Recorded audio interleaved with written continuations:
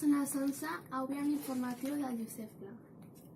Les embarassades que no es vacunen de la grip tenen més risc de patir greus complicacions cardíaques i respiratòries, sobretot si tenen patologies prèvies com asma o diabetis.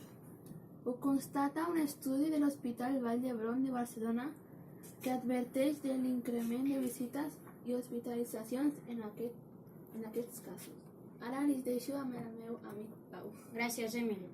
Els governs cubà i espanyol acorden estrènyer les relacions i celebrar cada any trobades polítiques d'alt nivell. Així, s'ha pactat durant la visita que fa Pedro Sánchez a l'illa caribenya, la primera d'un president espanyol en 32 anys. En aquesta reunió anual està previst que s'abordin específicament els drets humans, segons consta al memoràndum firmat. Aquesta nova fase en les relacions bilaterals es podria materialitzar amb una visita dels reis espanyols a Cuba l'any que ve, coincidint amb els 500 anys de l'Havana. Ara us passo a la meva companya Abril. Gràcies. La vaga dels pilots d'Air Nostrum d'avui i de dilluns que ve no tindrà cap repercussió a l'aeroport de Barcelona. Al Prat no s'han cancel·lat cap operació de les poques que hi fa aquesta companyia de vols regionals del grup Iberia. Els pilots denuncien que està buidant Air Nostrum de connexions en benefici d'altres aerolínies.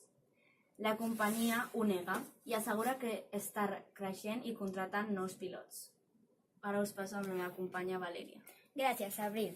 El president dels Estats Units ha autoritzat l'exèrcit a disparar a matar per protegir la frontera sud davant de l'arribada dels immigrants, de la caravana d'immigrants.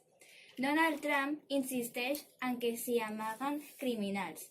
Trump no descarta tampoc altres mesures com tancar totalment la frontera amb Mèxic.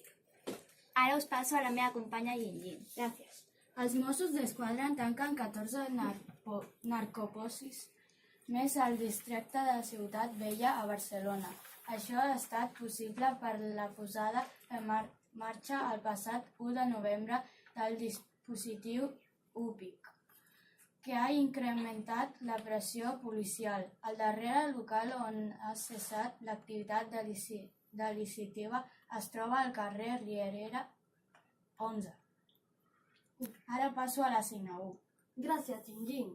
El Black Friday posa a prova la logística de les empreses catalanes que han de fer front a un important increment de vendes, sobretot via online. La iniciativa, importada dels Estats Units, pot comportar descomptes de fins al 70%. Avui també és el tret de sortida de la campanya de contracció de Nadal, que s'allargarà fins a les rebaixes de gener. Gràcies, fins demà. Molt bé.